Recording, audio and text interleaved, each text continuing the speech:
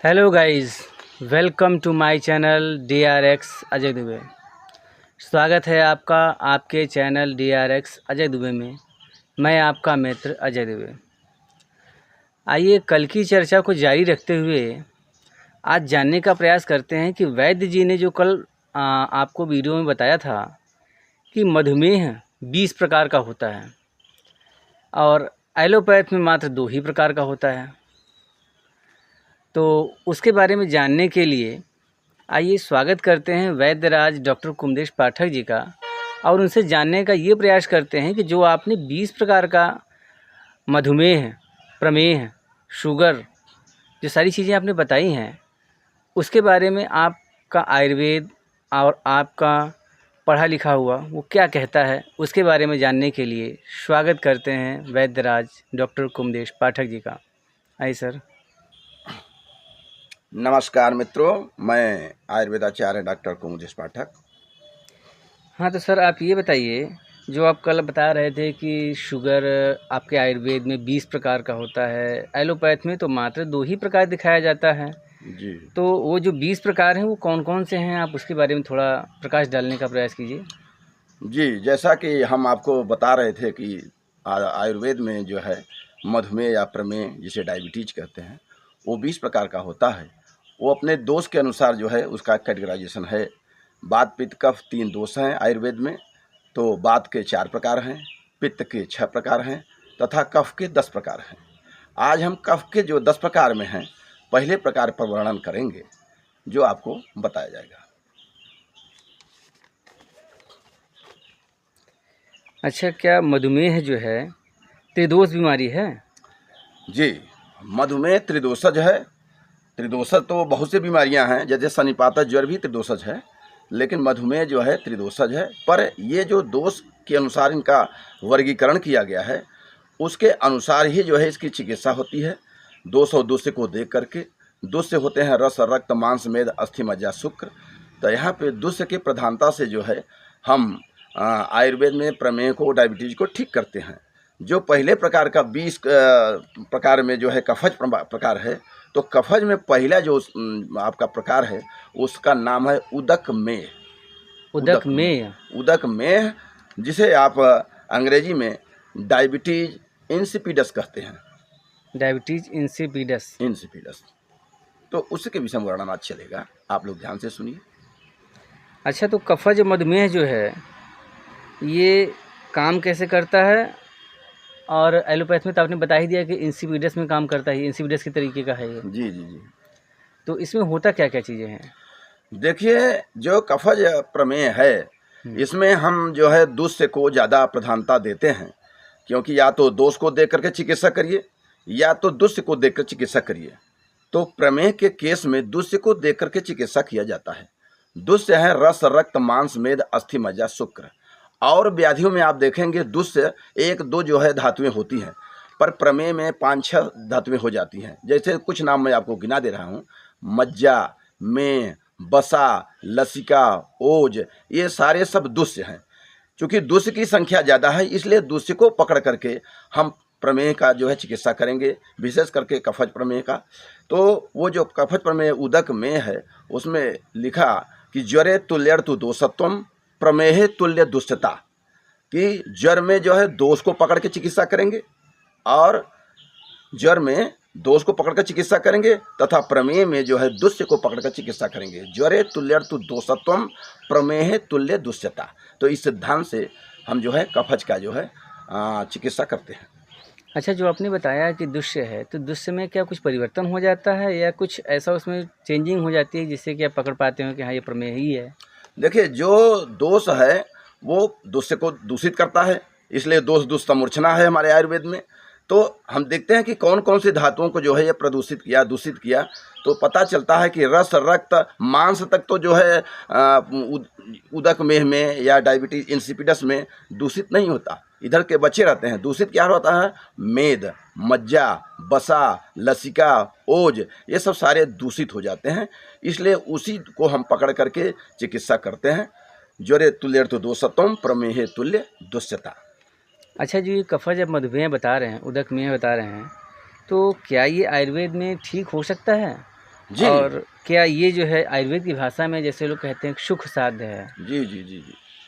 तो देखिए, ये ठीक होगा, इसलिए ठीक होगा कि सुख साध्य में एक चीज़ कहा गया कि आप दोष को पकड़ लीजिए, दोषी को पकड़ लीजिए। दोष दोष से अगर एक समान है, काल प्रकृत दोष से भी समान है। काल प्रकृत दोष सबके लिए समान होगा, चूँकि मनुष्य है, सबके लिए शीत गर्मी जाड़ा बरसात आएगा, तो वो सबके लिए समान होता है। सबकी प्रकृति अलग अलग हो सकती है, काल एक समान होगा, दुष्ट भी एक समान हो जाएगा। शरीर का जो है आपका जो दुष्ट रस रक्त मांस है, तो वो भी समान हो जाएगा। तो काल प्रकृति दुष्टाणाम सामान्य अन्यतमस्य च। तो ये जब तीनों जो है एक समान होते हैं, तो किन किन व्याधियों में एक कष्ट साध्य है, वो जो है सन्निपात ज्वर जैसे हुआ, तो उसमें ये कष्ट साध्य हो जाता है, क्योंकि उसे सन्निपात में तीनों दोष साथ साथ अपना जो है खींचते हैं। बात अपनी तरफ खींच रहा है, पित्त अपनी तरफ खींच रहा है, कफ अपनी तरफ खींच रहा है, तो तीनों को एक साथ हम साध नहीं सकते। तो वहाँ जो है सन्निपात ज्वर में ये कष्ट साध्य हो गया। लेकिन सन्निपात ज्वर को छोड़ करके और जो भी ज्वर है, वहाँ भी हम इसको ठीक कर ले जाते हैं, साथ साथ हम उदक में को ठीक कर ले जाते हैं। उसके लिए हमारे लिए बहुत साफ साफ लिखा जो है एक श्लोक, क्या लिखा कि हे तवः पूर्व रूपाणी रूपाणि अल्पानि यस्य वै न च तुल्य गुणो दुष्यो न दोष प्रकृतिर्भवेत्। इसने कहा कि जहाँ पूर्व रूप न हो या बहुत कम हो, अल्प हो माने कम मात्रा में हो, तो अल्प हो या कम हो माने उसको न ही मानिए, तो न मान लिया जाता है। माने तो वहाँ पे केवल एक ही दोष है, और एक दोष और एक दोष को मिला करके हम जैसे दोष की चिकित्सा कर लेंगे, उसी प्रकार से दोष की चिकित्सा, माने एक के साधने से वो भी सध जाएगा। हम कप जो हटा रहे हैं तो वो भी कप प्रकृति का है, और दूसरे भी कप प्रकृति का है, दोष भी कप प्रकृति का है। तो दोनों की चिकित्सा एक समान होने से ये सुख साध्य हो जाता है। लेकिन सन्निपात ज्वर में सुख साध्य नहीं होता। तो ऐसा क्यों हो रहा है कि आप एक में कह रहे हैं कि सुख साध्य है, एक में कह रहे हैं कष्ट साध्य है, ऐसा क्यों? देखिए, जो हम ये कह रहे हैं कष्ट साध्य और सुख साध्य की बात, वो मैं सन्निपात ज्वर के लिए कह रहा हूँ। सन्निपात ज्वर के लिए कह रहा हूँ कि ये कष्ट साध्य है, लेकिन और ज्वरों के लिए मैं नहीं कह रहा हूँ। अच्छा। और ज्वर जो है, ज्वर 8 प्रकार के हैं, तो और ज्वरों के लिए ये फार्मूला नहीं लागू हो रहा है, केवल सन्निपात ज्वर के लिए लागू हो रहा है। उसके लिए क्यों लागू हो जा रहा है? उसके लिए इसलिए लागू हो जा रहा है कि निमित्त पूर्व रूपाणाम मध्य में बले काल प्रकृति दुष्याणाम सामान्य अन्यतमस्य च। उसमें जो है निमित्त रूप और मध्यम बल और दोष, साथ साथ काल प्रकृति, सब जो है एक समान जो है बढ़े हुए हैं, और सब अपने अपने तरफ खींचे हुए हैं। कोई अल्प नहीं है, उसमें एक की संख्या नहीं है, उसमें चारों तरफ से जो है खींचातानी है, इसलिए वो कठिन हो रहा है सन्निपात ज्वर। अच्छा, तो ये ज्वर कितने प्रकार के होते हैं? ज्वर देखिए कुल 8 प्रकार के हैं। मैंने आपको बताया था कि ज्वर भगवान रुद्र का क्रोध है, भगवान शिव का क्रोध है। और दक्षापमान संक्रुद्ध बताए थे कि दक्षापमान संक्रुद्ध रुद्र निश्वास संभव ज्वरो अष्टधा पृथक द्वंद्व संघात आगंतुज।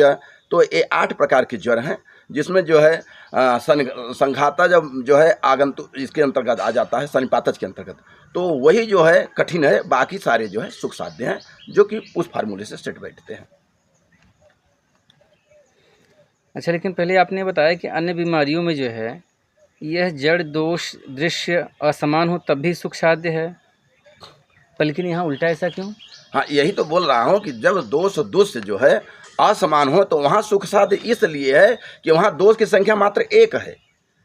एक, जैसे हमने कहा कि इसको पित्त ज्वर है, तो पित्त ज्वर है तो पित्त ज्वर में केवल एक दोष है। हम उस पर जो है ठंडे बर्फ से सिकाई कर दिए तो उसका काट कर दिए तो ज्वर उतर गया। लेकिन अगर हम कह दें कि ये सन्निपात ज्वर है, तो उसमें वात पित्त कफ तीनों एक साथ ही मिले रहते हैं, अलग अलग नहीं हैं। जब एक साथ ही मिले हैं तो कठिनाई हो जाएगा हमको, क्योंकि 3 का मुकाबला नहीं कर सकते, 3 से लड़ाई नहीं लड़ सकते, 1 से लड़ाई लड़ना आसान है, आप भी जानते हैं। तो इसलिए वो बात वहाँ पे है कि जहाँ पे तीनों दोष एक साथ रहेंगे वहाँ पे कष्ट साध्य हो जाएगा। जहाँ पे दोष अल्प रहेंगे और एक रहेंगे, दोष से समान रहेंगे, तो एक को साधने से दोनों सध जाएगा। अच्छा, जब समान दोष और समान दृश्य है तो समान प्रकृति मनुष्यों का क्या कैसे चिकित्सा सुख साध्य होता है?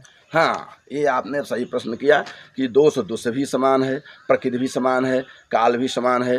तो ऐसे चिकित्सा हो जाता है कि हम जैसे बात को ठीक कफ को ठीक करने के लिए हमने कुछ उसका एंटीडोट दिया, तो जो चिकित्सा हम कफ के लिए किए वही प्रकृति दूसरे का है।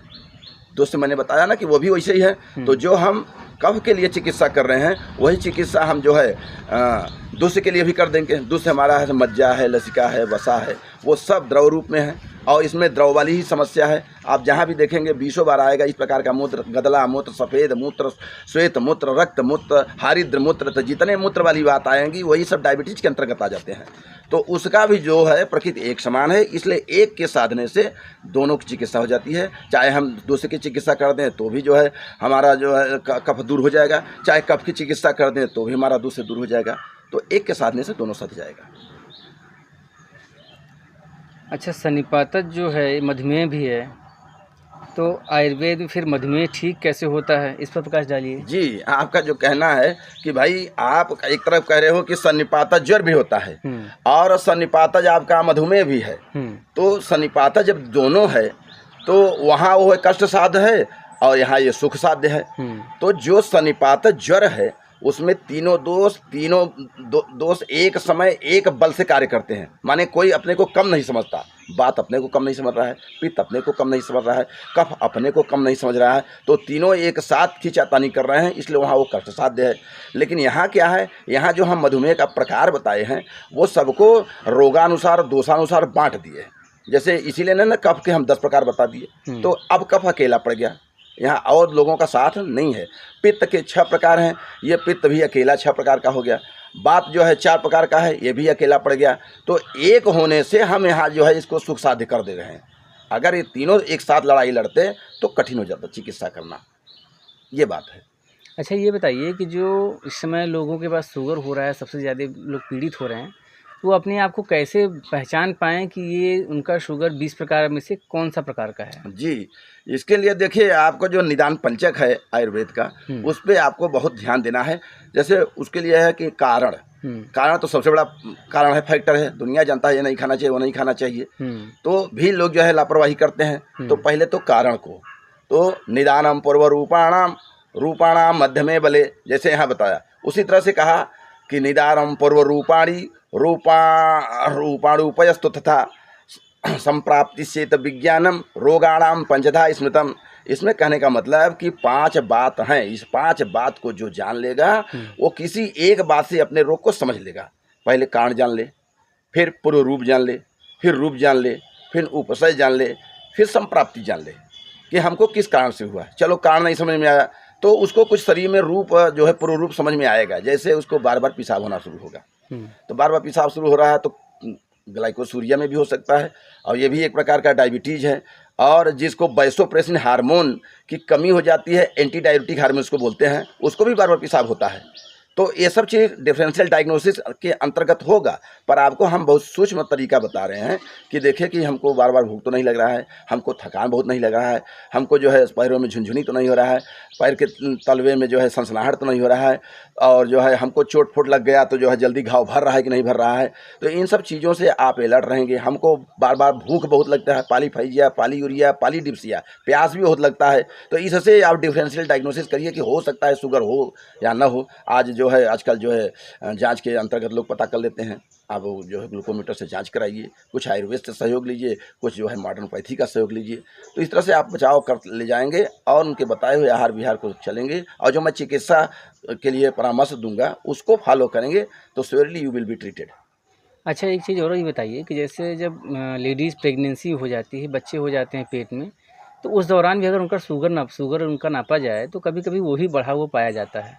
नहीं, तो क्या वो भी शुगर की अवस्था है या कुछ और कारण है उसका? नहीं, उसको हम शुगर से रिलेट नहीं करेंगे, क्योंकि उसमें जो है प्रेगनेंसी है। उसका जब प्रेगनेंसी हो जाएगा बार में और उसकी रीडिंग लेंगे, देखेंगे, बार बार जो लक्षण मिलेगा तभी हम मानेंगे। उसमें हार्मोनल डिसबैलेंस होता है, तो उसको वहाँ पे जो है उससे रिलेट नहीं किया जाएगा। अच्छा, मतलब वो केवल एक तरीके से मतलब प्रेगनेंसी के कारण हार्मोनल अस्थायी रूप से आया हुआ है। जी, स्थायी रूप नहीं है उसका। हार्मोन उसमें इधर उधर होते रहते हैं। तो भाई इंसुलिन का स्राव कम हो गया होगा, क्योंकि और हार्मोन हावी रहते हैं, सेक्सुअल हार्मोन, तो उस समय इंसुलिन कम हो गया तो शुगर बढ़ा हुआ मिलेगा। इससे उस वक्त में रिलेट करेंगे। अच्छा जी, उसको उससे रिलेट ना किया जाए। उसको बाद में फिर जांच पड़ताल किया जाए। हाँ, तो वैद्य जी आप ये बताइए कि जैसे किसी को शुगर वुगर अगर हुआ है तो उसमें जो है आप किन किन चीज़ों का प्रयोग करते हैं? देखिए, हम पहले आपको डाइट बताएंगे, आहार विहार बताएंगे, कुछ योगा बताएंगे। उसके बाद जो एक मुख्य बात है, हम पूरे शरीर को शुद्ध करने के लिए एक हम थेरेपी का प्रयोग करते हैं। उस थेरेपी का नाम है फूड फाइज थेरेपी, जो आपके तलवे में लगा देते हैं। वो आपके शरीर की टॉक्सिसिटी के साथ साथ और भी गंदगी खींच लेता है, जिससे कि बीटा सेल को बड़ा राहत हो जाता है और वो इंसुलिन का स्राव कभी कभी करने लगता है। तो एक अभूतपूर्व चिकित्सा की जो है मुख्य पाद इसका बनाया हूँ, पैर बनाया हूँ, उसे फूड फाइज थेरेपी कहते हैं। इसका सहयोग लेकर के हम आपको अपने अनुसार जो है प्रिस्क्रिप्शन लिखेंगे, बताएंगे, और हमारे बताए हुए नियमों को आप पालन करेंगे। Surely you will be treated. धन्यवाद मित्रों। मैं आयुर्वेदाचार्य डॉक्टर कुमुदेश पाठक। मित्रों, आपका चैनल है DRX अजय दुबे। इसे ज़्यादा से ज़्यादा शेयर करें, और कुछ भी अगर आपको इस वीडियो में प्रश्न पूछना हो तो कमेंट बॉक्स में आ करके इसे आप पूछ सकते हैं। और आप इस वीडियो को ज़्यादातर लाइक कीजिए, शेयर ज़्यादा से ज़्यादा करिए, ताकि ऐसी जानकारी पूरे जनमानस के पास अच्छी तरह से पहुंचती रहे। क्योंकि शुगर जो है पूरे विश्व में व्यापक रूप से फैला जा रहा है अच्छी तरीके से। क्योंकि पहले भारत में इस तरीके से लोग नहीं हुआ करते थे, लोग अच्छी खासी मेहनत किया करते थे, और यह रोग जो है विदेशों में, या यूं कहें जिनके पास सारी चीज़ें मशीनों से होता है, उनके शरीर का कोई अंग जल्दी हिलना नहीं चाहता या कुछ काम नहीं करना चाहते, तो ऐसे लोगों को शुगर होता था। लेकिन आज यह स्थिति भारत में इस तरीके से फैल गई है कि हर काम मशीनों से हो रहा है। यहाँ तक कि कपड़े धुलने, बर्तन मांजने, जो भी काम हो सकता है मशीनों के ज़रिए ही किया जा रहा है। मनुष्यों के पास समय नहीं है अपने आप को देखने के लिए, अपने आप को समझने के लिए, आप कौन हो, क्या हो, कैसे हो, आपको क्या करना चाहिए। यह किसी के पास बुद्धि और विवेक बचा नहीं रह पा रहा है। यही कारण है कि आज सब जगह आपको जिम दिखाई दे रहे होंगे, बड़े बड़े मार्केटों में, बड़े बड़े शहरों में, यहाँ तक कि ग्रामीण हलकों में भी अब जिम जैसी व्यवस्था दिखाई देने लग रही है। आइए इन सारी चीज़ों को जो है ध्यान दे करके अपने शरीर पर ध्यान दिया जाए, अपने आप पर ध्यान दिया जाए, अपने मन, मस्तिष्क, शरीर पर ध्यान दें, अपने आप को स्वस्थ रखें। आज के लिए सिर्फ इतना ही। धन्यवाद।